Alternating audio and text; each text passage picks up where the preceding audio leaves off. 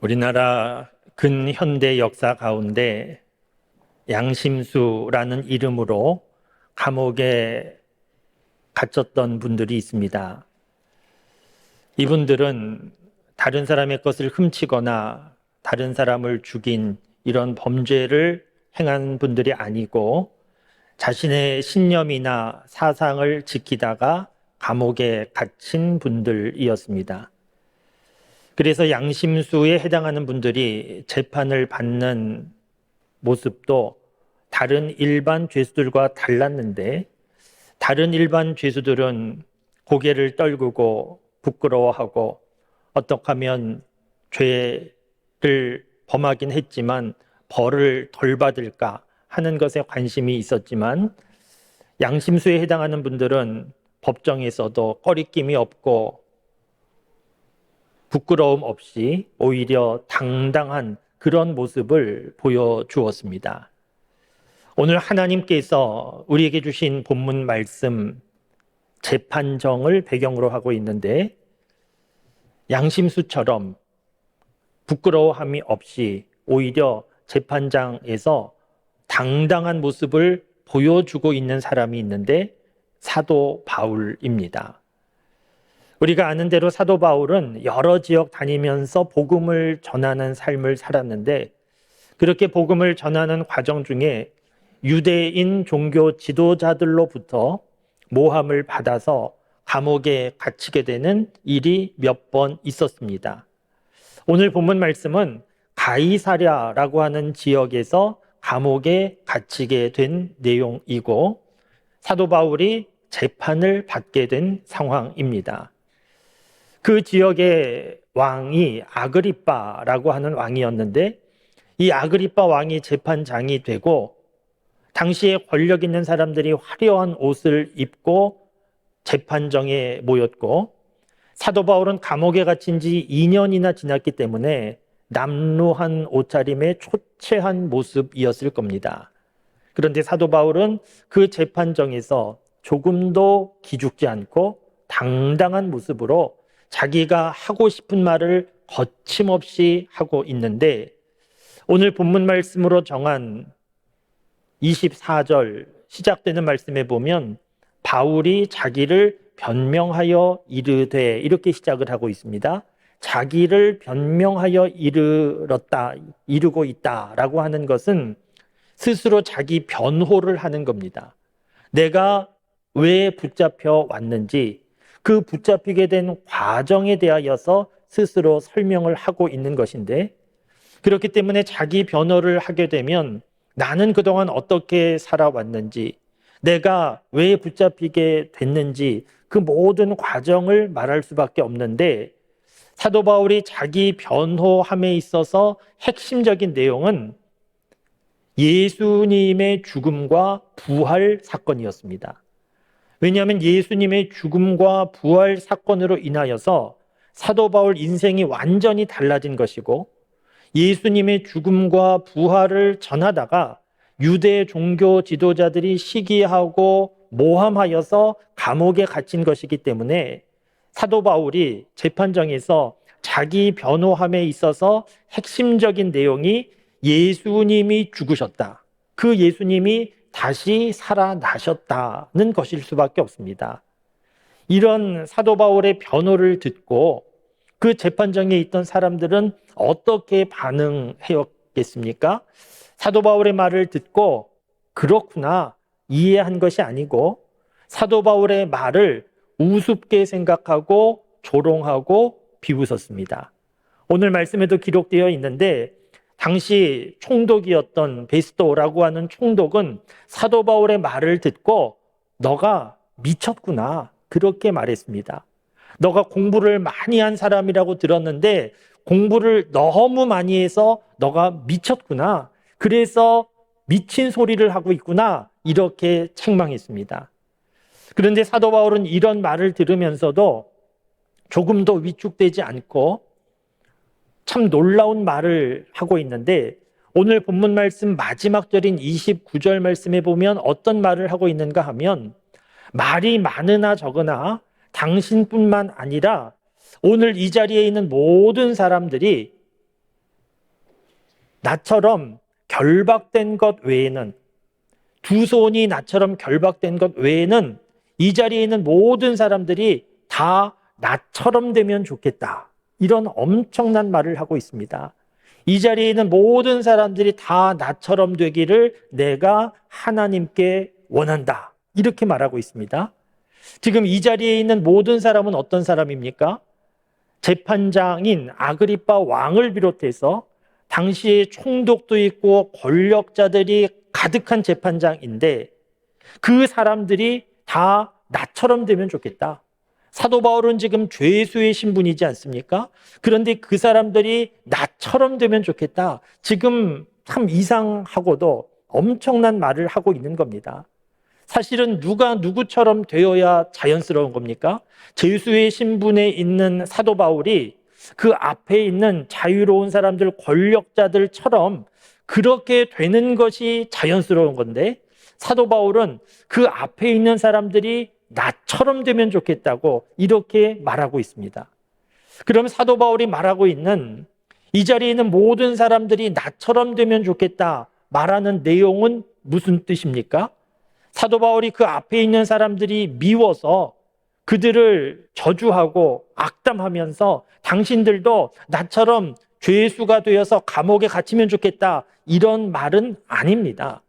나처럼 가난한 사람이 되면 좋겠다 이런 말도 아닙니다. 사도 바울이 그 앞에 있는 사람들에게 나처럼 되면 좋겠다고 말하는 핵심적인 내용은 나처럼 예수님 믿는 사람이 되면 좋겠다는 겁니다. 사도 바울이 왜 이렇게 말하고 있는 겁니까? 사도 바울은 예수님 믿는 것이 얼마나 중요하고 귀한 것인가 하는 것을 제대로 알았기 때문입니다. 그래서 그 앞에 왕이 있던 총독이 있던 어떤 권력자가 있던 조금도 위축되지 않고 저 사람들도 다 예수님 믿어야 되는데, 예수님 믿어야 복 있는 인생인데 안타까운 마음을 가지고 당신들도 다 나처럼 예수님 믿는 사람 되면 좋겠다. 지금 이렇게 말하고 있습니다. 부모님들 가운데 자녀들을 생각해 볼 때 내 아이가 나와 같은 직업을 가지면 좋겠다. 이렇게 생각하시는 부모님들이 있습니다. 그렇게 생각하시는 것은 자녀를 사랑하는 마음도 있고 자신의 직업에 대한 만족과 보람이 있기 때문입니다. 그런데 부모님들 가운데에는 우리 아이는 나와 같은 직업을 가지지 않으면 좋겠다. 이렇게 생각하는 분들도 있습니다. 이렇게 생각하는 분들도 자녀를 사랑하는 마음은 있는데 현재 자신의 직업에 대하여서 만족이나 자부심이 많지 않기 때문에 우리 아이는 나와 같은 직업을 안 가지면 좋겠다. 이렇게 생각하는데 지금 사도 바울이 그 앞에 있는 사람들을 향하여서 당신들이 나처럼 되면 좋겠다 말하고 있는 것은 그 앞에 있는 사람들을 사랑하는 마음이 있기 때문이고, 그리고 예수님 믿는 것에 대한 만족과 자부심이 크기 때문입니다. 만족과 자부심이 큰 정도가 아니고 사도 바울은 정말 주 예수보다 더 귀한 것은 없다. 여기에 대해서 분명히 확신한 사람이었습니다. 그래서 어떻게 평생도록 그렇게 복음을 전하며 살아갈 수 있었는가 하면 누군가 시켜서 복음을 전하라고 부탁받아서 마지못해 협박이나 광요로 그렇게 복음을 전한 것이 아니고 예수님 믿는 것은 너무 귀한 것이다, 너무 중요한 것이다 분명한 확신이 있었기 때문에 누가 뭐라 하든지 그 앞에 왕이 있든지 총독이 있든지 거침없이 사도 바울은 복음을 전하는 삶을 살 수 있었던 것이고, 오늘 재판정에서도 당신들이 다 나처럼 되면 좋겠다고 이 엄청난 말을 하고 있는 겁니다. 여러분, 사도 바울은 이렇게 믿음 안에서 복음의 능력을 믿고 전하는 삶을 살았는데 오늘 저와 여러분들은 어떻습니까? 사도 바울이 믿는 그 믿음을 우리도 가지고 믿고 있는데 오늘 저와 여러분들에게도 사도 바울과 같은 이런 마음이 있습니까? 당신들도 나처럼 되면 좋겠다. 이런 마음보다는 오히려 내가 당신들처럼 되면 좋겠다. 이런 마음이 있는 게 아닙니까? 그 앞에 있는 왕이나 권력자들처럼 나도 권력이 있으면 좋겠다. 나도 성공하면 좋겠다. 나도 부유해지면 좋겠다. 이런 마음은 있는데 사도 바울처럼 당신들도 나처럼 되면 좋겠다. 이런 마음은 없는 것은 아닙니까? 그렇다고 하면 참 안타까운 일이 아닐 수 없습니다. 오늘 우리가 하나님 앞에 예배드리고 있는데 예배드리면서 다시 한번 잘 생각해 보시면 좋겠습니다. 인생을 살아감에 있어서 정말 중요한 것은 무엇인가? 내가 놓치지 말아야 되는 것은 무엇인가? 어떤 일이 있어도 놓치지 말고 붙잡고 있어야 되는 것은 무엇인가 하는 것을 잘 생각해 보실 수 있기를 바랍니다. 우리가 인생을 살아가는 동안에 분주한 일상적인 삶을 살아서 무엇이 능력이고 무엇이 소중한 것인지 제대로 분별하지 못하고 헷갈리게 되는 일들이 많이 있는데 오늘 하나님 앞에 예배드리면서 정말 진지하게 한번 생각해 보시면 좋겠습니다. 정말 인생을 살아감에 있어서 놓치지 말고 꼭 붙잡아야 되는 소중한 것이 무엇인가? 그 대답이 예수 그리스도가 될 수 있기를 바랍니다. 사도 바울처럼 주 예수보다 더 귀한 것은 없다. 여기에 동의하시고 공감하고 주 예수보다 더 귀한 것은 없다. 이 믿음을 가지고 누구를 만나든지 사도 바울처럼 당신도 나처럼 되면 좋겠다고 그렇게 말하며 전하며 살아가는 우리 모두가 다 될 수 있기를 바랍니다. 오늘 말씀을 준비하면서 이렇게 사도 바울처럼 복음을 전하는 삶을 살기 위하여 구체적으로 몇 가지 필요한 단계가 있겠다 하는 생각을 했습니다. 한 3가지 단계를 말씀을 드리려고 하는데 잘 기억해 주시면 좋겠습니다. 복음을 전하기 위하여서 구체적으로 우리에게 필요한 단계가 있는데 첫 번째 단계는 생각하는 겁니다. 요즘 해외여행 가는 것이 그리 어렵지 않은 점점 일반화되는 시대를 우리가 살아가고 있는데 비행기를 타면 지금 전 세계 어느 곳이든지 갈 수 있게 되었기 때문입니다. 이 비행기가 처음에 어떻게 만들어졌는가 우리가 대략 알고 있는데 라이트 형제가 만들었다. 거의 다 알고 있습니다. 언제 만들었는가? 1903년에 만들었습니다. 1903년에 처음으로 라이트 형제가 동력으로 움직이는 비행기를 만들었는데 이 비행기는 불과 12초 날았다는 겁니다. 12초 더 이상 날지 못하고 12초만 날았는데 어쨌든 라이트 형제가 최초의 비행기를 만들었고 이로 인하여서 지금 전 세계 어디든 갈 수 있는 비행기가 많은 시대에 우리가 살고 있는데 라이트 형제는 어떻게 비행기를 만들었겠습니까? 라이트 형제가 비행기를 만들 수 있었던 출발은 생각이었습니다. 남다른 기술을 가지고 있었던 것이 아니고 남다른 생각을 하기 시작한 것인데 보통 사람들은 사람이 하늘을 날 수 없다. 이런 생각을 가지고 살았는데 라이트 형제는 사람이 하늘을 날 수 없을까? 날 수 있지 않을까? 이런 생각을 하기 시작했고 어떻게 하면 날 수 있을까? 방법을 찾다가 결국에는 비행기를 만들게 된 겁니다. 지금도 사람들이 만든 놀라운 발명품들이 많이 있는데 그 발명품들의 출발은 모두가 생각에서 출발하는 겁니다.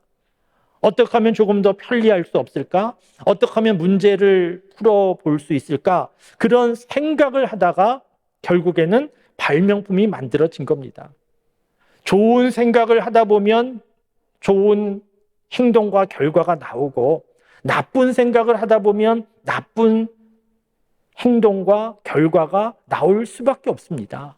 직장 생활 하시는 분들 자기가 맡은 프로젝트를 잘 하기 위하여서 얼마나 많이 생각합니까? 생각하고 또 생각하고 사업하시는 분들도 사업에 성공하기 위하여 밤잠을 자지 않고 생각하고 또 생각하고 그래서 잘하게 되는 것처럼, 아무 생각하지 않으면 아무 일도 일어나지 않는 것처럼 전도함에 있어서도 가장 처음 출발은 생각입니다. 누구에게 전도할까? 어떻게 전도할까? 이 생각하는 사람이 전도할 수 있는 것이고, 이 생각이 없으면 전도할 수 없습니다. 그러므로 우리 교회에서 새생명 전도잔치 행사를 함에 있어서 우리 교우 여러분들이 생각해 주시기 바랍니다. 새생명 전도잔치를 생각하면서 누구에게 복음을 전할까, 어떻게 전할까, 이것을 생각하는 분들이 전도할 수 있기에 우리 교회 모든 교우들이 새생명 전도잔치를 앞두고 전도에 대하여 생각해 주실 수 있기를 바랍니다. 그리고 그 다음 단계가 있는데, 생각만 해서 될 것이 아니고 그 다음 단계는 기도하는 겁니다. 골로새서 4장 3절 말씀에 보면 사도 바울이 골로새 교회 교인들에게 보낸 편지 안에 특별한 기도 제목이 담겨 있습니다. 특별한 기도 제목의 내용은 전도의 문이 열려지도록 기도해달라, 이런 기도 부탁입니다. 전도를 위해서 기도해달라는 것인데, 이것은 사실 특별한 기도 제목이 아니고 일반적인 기도 부탁인데, 이것이 특별한 이유는 사도 바울이 지금 감옥에 갇혀 있기 때문입니다. 감옥에 갇혀 있는 사람이 감옥 밖에 있는 사람에게 기도 부탁을 하면 무슨 기도 부탁하는 게 일반적이겠습니까? 감옥 문이 열려지도록, 그래서 내가 감옥에서 나갈 수 있도록 기도해달라 하는 것이 일반적일 것인데, 사도 바울은 감옥 문이 열려지게 기도해달라고 부탁한 것이 아니고 전도의 문이 열려지도록 기도해달라고 부탁하고 있습니다. 왜 이런 기도 부탁합니까? 감옥에 있는 것이 좋아서가 아니고 그만큼 전도의 문이 열려지는 것이 쉽지 않기 때문입니다. 생각해 보시면 우리는 지금 교회에 모여서 예배드리고 있습니다. 주일에 교회에 모여서 예배드리는 것이 별로 어렵지 않은 분들이 많을 겁니다. 오히려 주일에 교회 나와 예배드리지 않는 것이 어려운 분들이 많이 계실 겁니다. 우리에게는 하나님 앞에 나와 예배드리는 것이 자연스럽습니다. 그런데 예수님을 믿지 않고 교회에서 예배드려 본 일이 한 번도 없는 분들이 교회에 나오는 것은, 이것은 결코 쉬운 일이 아닙니다. 교회에 나오는 것이 마트 가듯이 물건 사러 부담 없이 갈 수 있는 것이 아니고, 교회에 나오는 것은 종교적인 영적인 부분이기 때문에 그 사람의 삶의 그동안의 가치관이 달라지는 것을 의미하는 것이기 때문에 교회에 나오는 것이 결코 쉽지가 않습니다. 그러니까 말 몇 마디 해서 교회 가자고 해서 나올 수 있는 것이 아니기 때문에 우리에게 필요한 것은 기도하는 겁니다. 생각이 출발인데, 생각만 하다 보면 어떻게 되는가 하면, 생각하다 보면 전도하는 것 쉽지 않겠다, 힘들겠다, 어렵겠다, 안 되겠다, 못하겠다, 생각만 하다 보면 이렇게 되는데, 기도하다 보면 달라집니다. 기도하다 보면 하나님께서 전도에 관한 뜨거운 마음을 주시고 열심을 주셔서 기도하면 할수록 하나님께서 우리에게 전도할 수 있는 힘과 능력을 공급하여 주셔서 기도하는 사람이 전도할 수 있게 됩니다. 미국의 유명한 전도학자 가운데 존 테리라고 하는 분이 있는데, 이분은 말하기를 전도에 관한 여러 가지 방법이 많이 있지만 그 어떤 방법도 기도보다 앞설 수 없다, 그런 말을 했습니다. 전도에 여러 방법이 있지만 가장 탁월한 방법은 기도라는 겁니다. 사랑하는 우리 장석교회 교우 여러분, 전도에 대하여 생각하고 전도를 위하여 기도하실 수 있기를 바랍니다. 그리고 그 다음 세 번째 단계는 움직이는 겁니다. 어느 나라의 왕이 잔치를 열었습니다. 잔치를 열면서 신하들에게 한 가지 제안을 했는데, 집집마다 좋은 술들이 있을 것인데 잔칫날 그 술들을 가져다가 우리가 큰 항아리에 다 붓고 그래서 섞어서 마시자.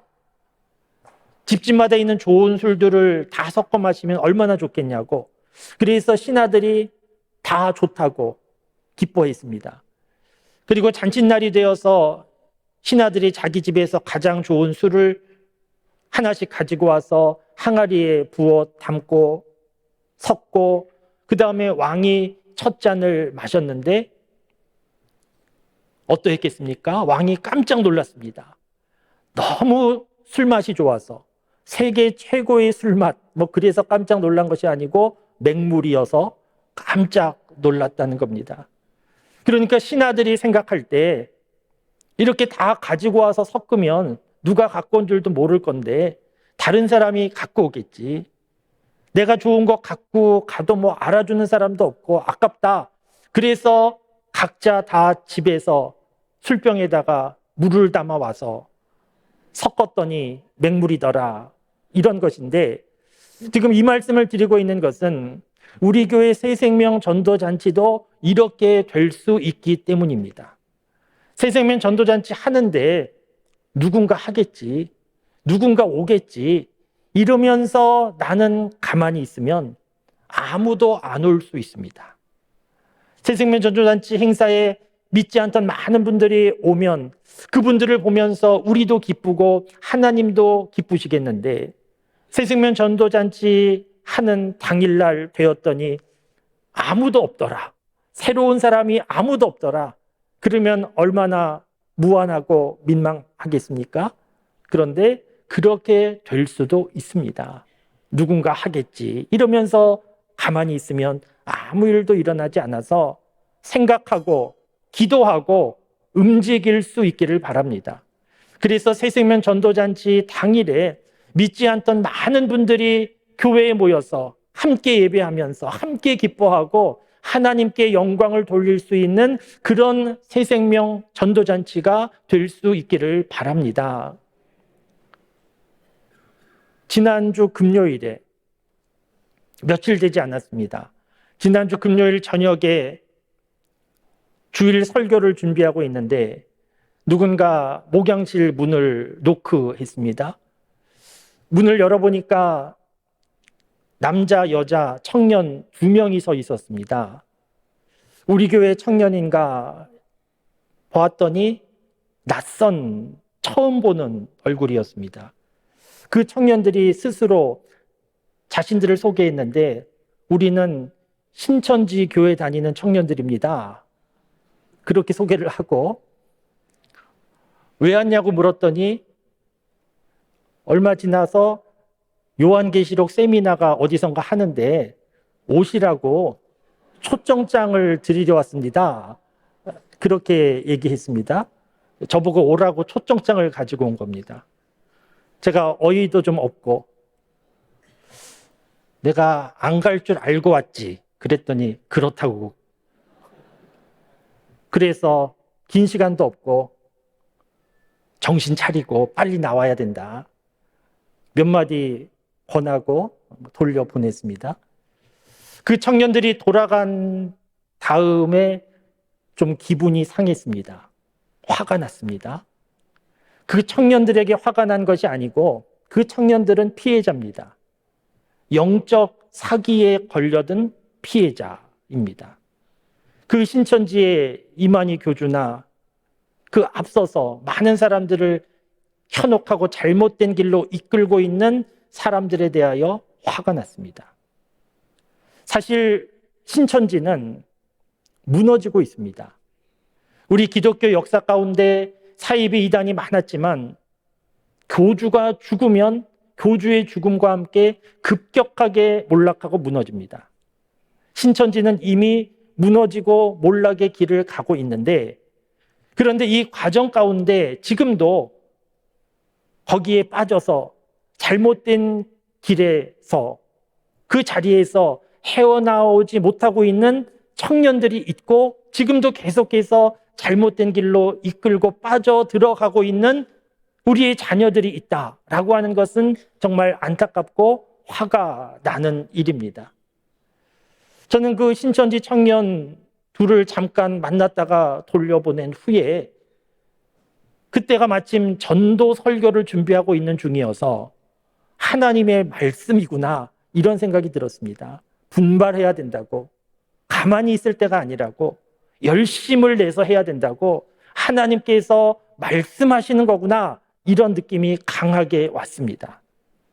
여러분, 우리가 전도하지 않고 가만히 있으면 아무 일도 안 일어나고 있는 것이 아니고 사이비 이단에서 움직이고 우리의 자녀들을, 가족들을 잘못된 길로, 어둠의 죽음의 길로 이끄는 일들이 지금도 일어나고 있는데 우리가 가만히 있을 때가 아닙니다. 우리에게 사도 바울처럼 당신들도 나처럼 되면 좋겠다, 이런 분명한 믿음의 확신을 가지고 주 예수보다도 귀한 것은 없네 우리가 고백하면서 우리도 움직이고 복음을 전해야 됩니다. 복음을 전하는 일은 뭐 해도 좋고 안 해도 좋고 그런 일이 아니고, 연례 행사와 같은 일이 아니고 정말 사람을 살리는 중요한 일이 복음을 전하는 일입니다.